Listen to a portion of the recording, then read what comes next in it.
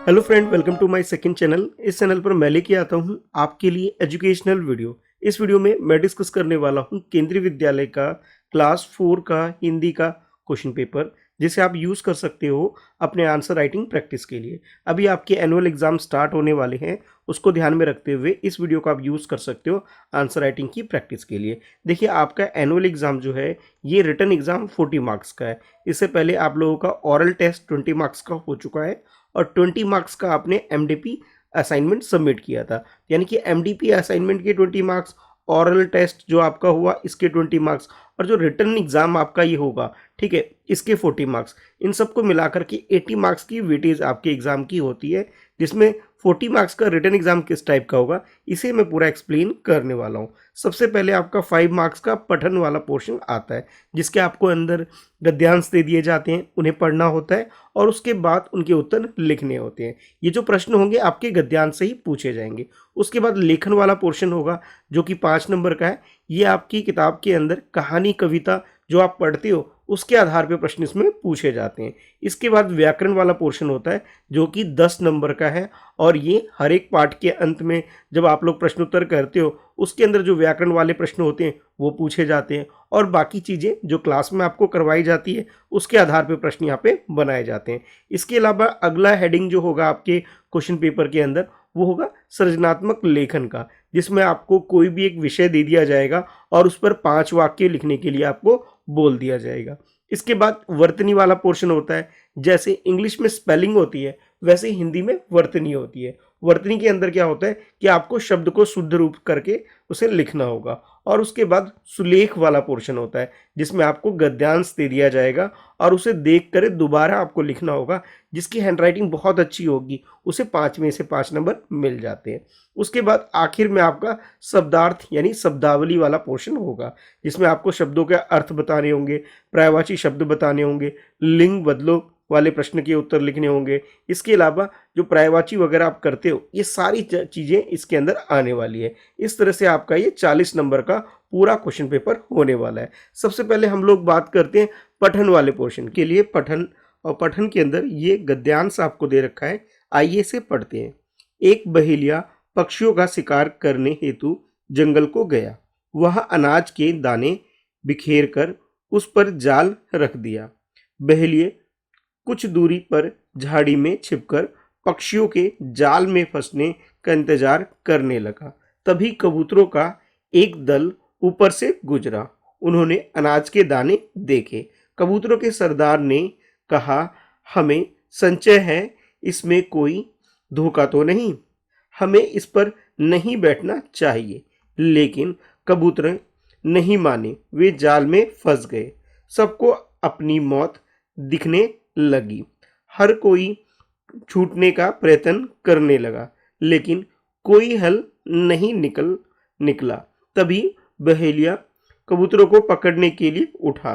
कबूतरों के सरदार ने कहा, एक एक अलग अलग अपनी शक्ति लगाएं तो इस मुसीबत से नहीं छूट पाएंगे। सभी लोग एक साथ पूरी ताकत लगाओ, उड़ो। सरदार की बात मानकर सभी ने ऐसा ही किया। जाल सहित कबूतर आसमान में थे। बेचारा बहेलिया हाथ मलता रह गया।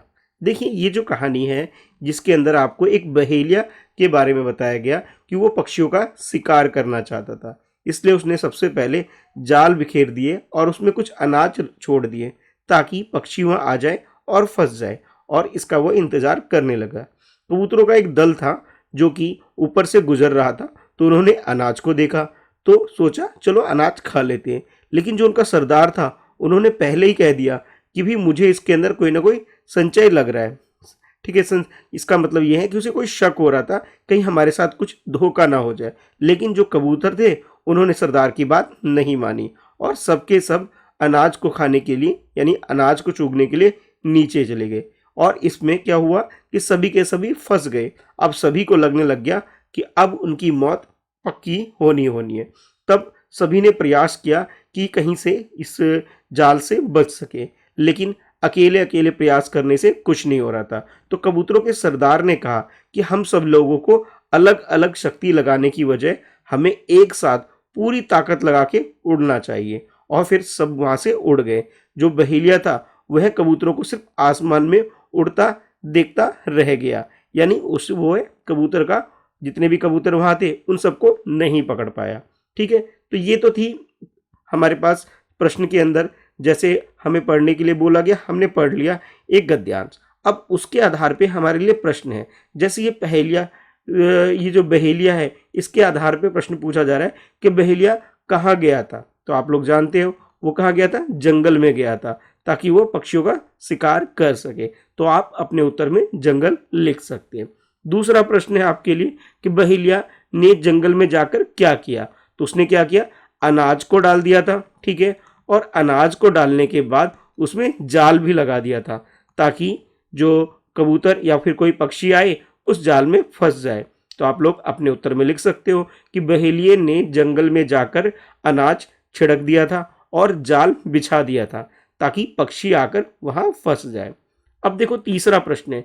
तीसरे प्रश्न में पूछा जा रहा है कि झाड़ियों में बहेलिया किसका इंतजार कर रहा था। तो जितने भी पक्षी वगैरह हैं, ठीक है, तो आप कह सकते हो इसके उत्तर में कि पक्षी के फंसने का इंतजार कर रहा था। जो उसने जाल बिछाई थी ना, उस जाल के अंदर पक्षी आके फंस जाए, इस बात का वह इंतजार कर रहा था। जाल में कौन फंस गए। अब जाल के अंदर जैसा कि आपने पढ़ा कि जाल के अंदर कबूतर, और एक दो कबूतर नहीं बल्कि कबूतर का जो पूरा दल था, यानी जो उनका ग्रुप था, ग्रुप को हिंदी में दल बोलते हैं, तो उनका जो दल था पूरा का पूरा दल फंस गया था। तो आप अपने उत्तर में लिख सकते हो कि कबूतर का दल इसके अंदर जो फंस गया था।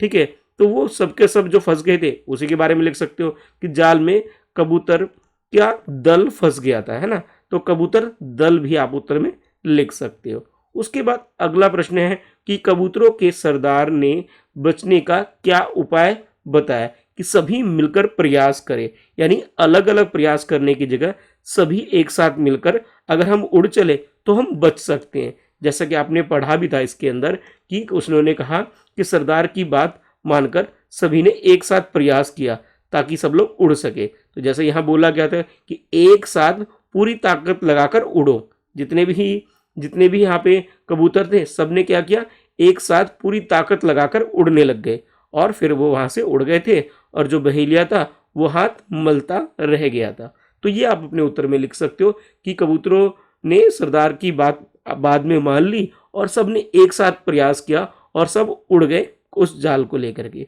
ठीक है, तो इस तरह से आप इस प्रश्न का उत्तर दे सकते हैं। देखिए, पहले तो हमने पठन वाला पोर्शन किया था।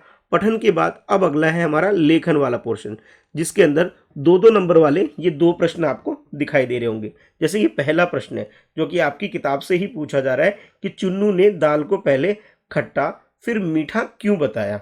देखिए, जो चुन्नू था उसने पहले तो खट्टा बता दिया, लेकिन बाद में मीठा इसलिए बताया क्योंकि जो लड़की उससे प्रश्न पूछ रही थी उससे डर के मारे उसने बोला कि नहीं नहीं खट्टा नहीं है, मीठा है ना। तो आप कह सकते हो चुन्नू ने डर के कारण खट्टा बताने के बाद दाल को मीठा बता दिया था। तो कारण क्या था, डर के कारण। ठीक है, तो आप लिख सकते हो उत्तर यहाँ पे डर के कारण। बाकी आप वाक्य बना के अच्छे से उत्तर भी लिख सकते हो कि चुन्नू ने दाल को पहले खट्टा बताया लेकिन डर के कारण उसने बाद में उसे मीठा बता दिया। अब देखो दूसरा प्रश्न है इसके अंदर कि सुनीता को दुकानदार का व्यवहार क्यों बुरा लगा। आप लोगों ने सुनीता की पहिया कुर्सी जो कहानी पढ़ी थी वहां से ये प्रश्न पूछा जा रहा है कि सुनीता क्या चाहती थी कि वह अपना काम खुद से करे, लेकिन दुकानदार ने सुनीता की जो मदद कर दी थी, यानी उसे एक तरह से लाचार समझा था। ये बात सुनीता को बहुत बुरी लगी थी। तो आप कह सकते हो कि सुनीता चाहती थी कि वो अपना काम खुद से करना, लेकिन दुकानदार ने जो उसकी मदद कर दी थी उसे लाचार समझ के यह बात उसे बुरी लग गई थी। तो इसी को आप अपने उत्तर में लिख सकते हैं। अब देखिए तीसरा प्रश्न है जिसमें पूछा जा रहा है कि हुदहुद को हजामिन चिड़िया नाम से क्यों पुकारते हैं। देखिए हुदहुद जो पक्षी होती है, ठीक है, उसे हजामिन कहने का कारण ये है क्योंकि वो कीड़े मकोड़ों को मार कर काट कर खा लेती है, और यही कारण है इसे हजामिन चिड़िया भी कहते हैं। तो आप कह सकते हो कि जो हुदहुद चिड़िया जो है ये कीड़े मकोड़ों को मार के काट के खा लेती है, मारने और काटने के कारण ही इसे हजामिन चिड़िया भी कहते हैं। ठीक है, तो इस तरह से आप इस प्रश्न का उत्तर लिख सकते हैं। अच्छा, अब आगे बढ़ते हैं भाई। अब अगला है आपके लिए व्याकरण वाला पोर्शन। ठीक है, इसमें 10 प्रश्न है, हर एक प्रश्न के एक एक नंबर है। ठीक है, तो 10 प्रश्न है, एक एक प्रश्न के एक एक नंबर, तो कुल मिलाकर के ये 10 नंबर का ये व्याकरण वाला पोर्शन आपका हो जाएगा। जैसे पहला प्रश्न है जिसमें आपको पूछा जा रहा है कि दिन रात एक करना, मुहावरे का अर्थ बताओ। तो इसका मतलब क्या होता है? मेहनत करना, या फिर कह सकते हो कड़ी मेहनत करना। तो आप अपने उत्तर में लिख सकते हो कि मेहनत करना, दिन रात एक करने का मतलब हुआ मेहनत करना, या फिर ऐसे भी लिख सकते हो कड़ी मेहनत करना। जब हम बहुत ज़्यादा परिश्रम करते हैं, मेहनत करते हैं, तो हम अक्सर बोल देते हैं कि दिन रात एक करना। ठीक है, तो ये उत्तर में आप लिख सकते हैं। उसके बाद दूसरा प्रश्न है जिसमें आपसे पूछा जा रहा है कि पढ़कू नई नई बातें गढ़ते थे, बताओ ये लोग क्या क्या क्या गढ़ते हैं। जैसे कवि है, कवि क्या करते हैं? कविता लिखते हैं। तो आप लिख सकते हो कवि क्या करते हैं? कविता गढ़ते हैं। जो कुम्हार हैं वो क्या करते हैं? मिट्टी का बर्तन बनाते हैं। तो आप लिख सकते हो मिट्टी का बर्तन, इसका काम है मिट्टी का बर्तन बनाना। तो आप अपने उत्तर में लिख सकते हो मिट्टी का बर्तन।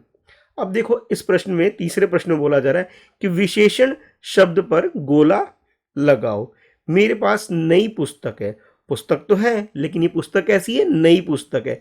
तो नई जो शब्द दे रखा है ये क्या है? यहाँ पे विशेषण है, तो इस पे आप गोला लगा देंगे। ठीक है, अच्छा इसके बाद हमारे पास है ये चौथा प्रश्न, वाक्य पूरा करो। सीता खाना खा डैश है। अब देखो सीता, सीता क्या है? स्त्रीलिंग है, तो स्त्रीलिंग में क्या होगा? रही है। देखो जब मैं आपको क्लास में भी पढ़ाता हूँ तो क्लास में बताता हूँ जो लड़के हैं वो क्या लिखेंगे? रहा हूँ, और जो लड़कियां हैं वो क्या बोले लिखेंगे? रही हूँ। तो जैसे सीता यहाँ पे क्या है? लड़की है, तो हम लोग यहाँ पे रही है सही उत्तर होगा। तो यहाँ पे आप छांट करके अपना उत्तर लिख सकते हैं। उसके बाद पांचवा प्रश्न है, इस प्रश्न में आपको बोला जा रहा है कि नीचे लिखे वाक्यों में क्रिया शब्द पर गोला लगाओ। अब देखो मैंने क्लास में आपको क्रिया की परिभाषा भी बताई है। किसी काम के करने या होने को हम लोग क्या कहते हैं? क्रिया कहते हैं। जैसे कबाड़ी क्या सामान खरीदते हैं, तो यहाँ पे कबाड़ी क्या करते हैं? सामान खरीदते हैं। तो खरीदना जो हो गया ये क्या हो गया? उसके लिए क्रिया हो गया। खरीदते जैसे शब्द है, ठीक है, ये किससे बना है? खरीदने से बना है। तो इस पे आप गोला लगा देंगे और आपका उत्तर पूरा हो जाएगा। ठीक है, अच्छा इसके बाद छठा प्रश्न देखो। छठे प्रश्न में आपको बोला जा रहा है कि नीचे लिखे वाक्य को सही क्रम में लिखकर सार्थक वाक्य बनाओ। सार्थक वाक्य का मतलब है जिस वाक्य से अर्थ निकले। ठीक है, जैसे सुबह आज है से वर्षा हो रही, नहीं समझ में आ रहा है ऐसे, तो आप लोग ऐसे उत्तर लिख सकते हो आज, ठीक है, सुबह से वर्षा हो रही है। यानी कि पहले नंबर पे अगर मैं लिख दूं आज, दूसरे नंबर पे लिख दूं सुबह, तीसरे नंबर पे लिखूं से वर्षा, चौथे नंबर पे लिखूं हो, और पांचवें नंबर पे लिखूं रही, और छठे नंबर पे लिखूं है, तो ये क्या होगा? पूरा वाक्य बन जाएगा। तो इसे दोबारा से आप लोग सही करके लिख देंगे, तब जाकर के आपको एक नंबर मिल जाएंगे। उसके बाद देखो सातवां प्रश्न है, नीचे लिखे वाक्यों में संज्ञा शब्द पर गोला लगाओ। देखो मैंने आपको क्लास में पढ़ाया था कि किसी व्यक्ति का नाम हो, ठीक है, या फिर किसी वस्तु का नाम हो, ठीक है, या फिर किसी स्थान का नाम हो, या फिर कोई भाव हो, जैसे खुश होना, दुखी होना, ये सब क्या भाव होता है। इन सब को हम क्या बोलते हैं? संज्ञा कहते हैं। जैसे महाभारत एक महान ग्रंथ है, ठीक है। अब महाभारत यहाँ पे क्या है के बारे में बताया जा रहा है कि महाभारत एक क्या है? कैसा ग्रंथ है? एक महान ग्रंथ है। ग्रंथ का मतलब क्या हुआ? एक तरह से पुस्तक हो गया, यानी कि वस्तु हो गया है। तो आप यहाँ पे कह सकते हो कि महाभारत यहाँ पे क्या है? एक ग्रंथ जिसके बारे में बताया जा रहा है आपको, ठीक है, पुस्तक है, ठीक है, यानी कि ग्रंथ है, तो ये एक वस्तु हो गया, ठीक है। तो आप इस पे गोला लगा सकते हो। उसके बाद आठवां प्रश्न देखो, इस प्रश्न में पूछा जा रहा है कि सही शब्द चुनकर लिखिए। मेरे घर के डैश एक बगीचा है। तो घर के अंदर बगीचा होता है या घर के बाहर बगीचा होता है? तो आपका होगा सर घर के बाहर होता है बगीचा।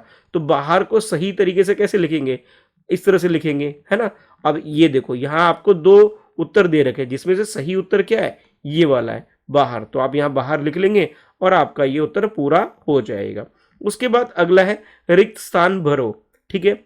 अच्छा, कबाड़ी, ठीक है, तो यहाँ पे दोनों में से सही कौन सा होगा, अड़े वाला होगा, तो इसे शब्द को पूरा कर लेंगे। अच्छा, उसके बाद यहाँ पे बटन, बटन लिखना हो ट लगाएंगे तो हमारा शब्द पूरा हो जाएगा, तो मैं यहाँ पे ट को छांट लूंगा। अब यहाँ अगला प्रश्न है 10वां प्रश्न कि इन चीजों का स्वाद कैसा होता है। जैसे जलेबी है, आप लोगों ने जलेबी जरूर खाया होगा, तो आप कहोगे सर जलेबी मीठा होता है, तो आप मीठा लगा लोगे, यहाँ पे लिख दोगे। नींबू कैसा होता है, खट्टा होता है इसका स्वाद, तो आप खट्टा यहाँ पे अपने उत्तर में लिख सकते हो। तो इस तरीके से आप व्याकरण के सभी 10 प्रश्न अगर सही कर देंगे तो आपको 10 में से यहाँ 10 नंबर मिल जाएंगे। इसके बाद अगला है आपके लिए प्रश्न जो हेडिंग है सृजनात्मक लेखन, जिसके अंदर आपको बोला जा रहा है कि हुदहुद पक्षी के बारे में 5 वाक्य लिखो। अब देखो, हुदहुद के बारे में आपने कहानी पढ़ी थी, है ना, कि हुदहुद क्या होती है, पक्षी होती है, और इसके शरीर पे कैसा रंग होता है, तो आप लोग जानते हो शरीर पे धारी धारी इसके शरीर पे होता है, वो लिख सकते हो। हुदहुद के बारे में बता सकते हो, हुदहुद को सुलेमान भी बोलते हैं, हुदहुद को हजामिन चिड़िया भी बोलते हैं, वो बता सकते हो। हुदहुद कीड़े मकोड़े खाती है, ये बता सकते हो। हुदहुद पेड़ पे रहती है, ये बता सकते हो। हुदहुद के जो चोंच होते हैं नुकीले होते हैं, ये बता सकते हो। जब आप इन सारी चीज़ों को 5 वाक्य के माध्यम से लिखेंगे तो आपको 5 में से पूरे 5 नंबर मिल जाएंगे। तो आप घर पे बैठ करके 5 वाक्य ज़रूर लिख लीजिए इसके बारे में, है ना। आपने हुदहुद जो पाठ पढ़ा था वहाँ से प्रश्न पूछ लिया गया, इसी तरह से और दूसरे पाठ का भी आपको अभ्यास करना है घर बैठ के, ताकि जब भी कभी 5 वाक्य लिखने की बारी आए तो आप सही से लिख सको। अच्छा, इसके बाद अगला है आपके लिए वर्तनी वाले प्रश्न। वर्तनी हम लोग हिंदी में बोलते हैं, इंग्लिश में क्या बोलते हैं, स्पेलिंग बोलते हैं। तो इसमें प्रश्न है, पहला प्रश्न आपके लिए कि नीचे लिखे शब्दों में सही जगह पर चंद्रबिंदी या फिर बिंदी लगाओ। अब देखो, धुआं, धुआं में क्या होगा, चंद्रबिंदी लग जाएगी, तो सही से आप दोबारा इसे लिख सकते हो। पसंद, पसंद में क्या लगेगी, बिंदी लगेगी सिर्फ, तो आप इसे यहाँ दोबारा लिख सकते हो इस तरह से कि ये पसंद लिखना है तो इस तरह लिख देंगे। अगर मुझे धुआं लिखना है तो धुआं में किस तरह लिखूंगा, चंद्रबिंदी लगा के धुआं लिख दूंगा, और आपको यहाँ पे 1 नंबर मिल जाएंगे। उसके बाद दूसरा प्रश्न है, नीचे लिखे शब्दों में उचित मात्रा लगाकर शब्द पूरा करो, ठीक है। अब मीठा दूध, ठीक है ना, होता है ना, तो यहाँ पे लेकिन मीठा सही से नहीं लगा हुआ है। इसको मीठा लिखने के लिए हम लोग क्या करेंगे, यहाँ पे मीठा के लिए हमें बड़ी की मात्रा और लगानी पड़ेगी, तो हम लोग यहाँ लिखेंगे मीठा दूध। रसीले आम, है ना, ऐसा होता है, तो रसीले सही से नहीं लिखा हुआ है यहाँ पे, हम लोग क्या करेंगे, यहाँ पे रसीले सही से लगाएंगे, एक ही मात्रा लगा देंगे और यहाँ पे लिख देंगे रसीले आम। अब देखो, नारियल, जैसे सही गलत तरीके से लिखा हुआ है तो गलत तरीके से इसको सही तरीके से लिख देंगे कि नारियल में छोटी ई की मात्रा आती है या बड़ी की आती है, इसको सही करके हम लोग ऐसे नारियल लिख देंगे। नारियाल थोड़ी होता है, नारियल होता है, सही कर देंगे। बजर तो कुछ भी नहीं होता भाई, बाजार होता है ना, तो बाजार लिख लेंगे। अच्छा, अब उसके बाद अगले प्रश्न में बोला जा रहा है, चौथे प्रश्न में शुद्ध शब्द पर गोला लगाओ। अब देखो, आश्रम 2 तरह से लगा हुआ है, सही वाला कौन सा है, ये वाला है, इस पे गोला लगा देंगे। ब्रिटिश, ब्रिटिश ये वाला सही है, इस पे गोला लगा देंगे। पहिया ये वाला सही है, इस पे गोला लगा देंगे। दुकानदार ये वाला सही लिखा हुआ है, इस पे गोला लगा देंगे, यानी कि सही वाले को छाट के हमें गोला लगा देना है, ठीक है। चलिए अब बढ़ते हैं आगे। वर्तनी के बाद अब आपके लिए सबसे आसान काम है सुलेख वाला, जिसके अंदर आपको इसे देख करके पढ़ करके दोबारा से सुलेख लिखना है। बस ध्यान ये रखनी है आपको कि मात्रा की कोई भी गलती आपको नहीं करनी है, ठीक है। कोई कटिंग वटिंग जैसे आप लोग लिखते हो ऐसे काट वाट देते हो, ये सब कटिंग वटिंग आपको नहीं करनी है। सुंदर सुंदर लेख लिखोगे तो आपको 5 में से पूरे 5 नंबर मिल जाएंगे। ये तो बहुत आसान काम है, आपको बस देखना है और लिख देना है, पढ़ करके अच्छे से लिख देना। बस मात्राओं की गलती मत करना, और जितना सुंदर लिख सकते हो उतना सुंदर लिख लेना। अच्छा, इसके बाद आखिर में आपके लिए शब्दावली वाले प्रश्न, जिसमें आपसे प्रश्न पूछे जा रहे हैं। जैसे पहला प्रश्न है, इसमें पूछा जा रहा है निम्नलिखित शब्द का पर्यायवाची शब्द लिखो। अब रई है, ठीक है, रई शब्द दे रखा है, तो रई का पर्यायवाची शब्द क्या होगा, 2 पर्यायवाची शब्द आप लिख लोगे। उसके बाद अगला प्रश्न है आपके लिए कि निम्नलिखित शब्दों के विलोम शब्द लिखो। अब ठंडा है, ठंडा का भी विलोम शब्द क्या होगा वो आपको लिख देना है। ऊपर का क्या होगा वो बताओ मुझे। चलो आप लोग ऐसा करो, कमेंट में लिख करके आप लोग मुझे बताइए कि ठंडा का विलोम क्या होगा। देखो पर्यायवाची का मतलब होता है जिसका मतलब सेम निकले, ठीक है। और विलोम शब्द का मतलब क्या होता है कि जिसका मतलब उल्टा निकले, ठीक है। जैसे मैं एक बोलता हूँ आगे, आगे का क्या होगा पीछे होगा, ठीक है। तो उसी तरह से बताओ ऊपर का क्या होगा। देखो मैं लिखूंगा नहीं इसका उत्तर, मैं चाहता हूँ आप लोग लिखो। ठंडा है तो ठंडा का पर्यायवाची भी आपको पता होना चाहिए और विलोम भी पता होना चाहिए। लेकिन प्रश्न में आपसे क्या पूछा जा रहा है, विलोम बताओ। तो ठंडा का चलो एक मैं बता देता हूँ, ठंडा का क्या होगा गर्म होगा, तो हम लोग गर्म लिख लेंगे यहाँ पे। चलो ऊपर का तो आप लोग बताओ, ऊपर का विलोम क्या होगा ये आप लोग मुझे कमेंट करके अपने नाम के साथ बताना।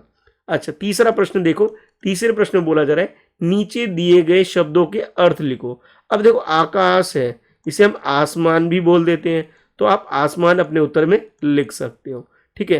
काका यानी कि चाचा को हम लोग काका भी बोलते हैं, तो उसका लिंग बदलो क्या होगा काकी हो जाएगा। माली है तो उसका क्या होगा मालन होता है, ठीक है। ठीक है तो मालन आप अपने उत्तर में लिख सकते हो। इसी तरह से अगला प्रश्न है कि आपको बहुवचन लिखने के लिए बोला जा रहा है। जैसे कपड़ा है तो कपड़ा का हम लोग बहुवचन क्या लिखेंगे कपड़े लिख सकते हैं। रोटी है तो रोटी का बहुवचन क्या लिख सकते हैं रोटियां, ठीक है।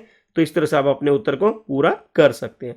तो इस तरह से आपका क्लास 4th का हिंदी का एनुअल एग्जाम का क्वेश्चन पेपर आने वाला है। आप लोग इन सारे प्रश्नों का घर पे बैठ के आंसर राइटिंग की प्रैक्टिस ज़रूर कर लेना, ताकि जब भी इस टाइप के प्रश्न आए तो इनका उत्तर आप कर सको, ठीक है। उम्मीद करता हूँ आपको ये वीडियो अच्छी लगी होगी।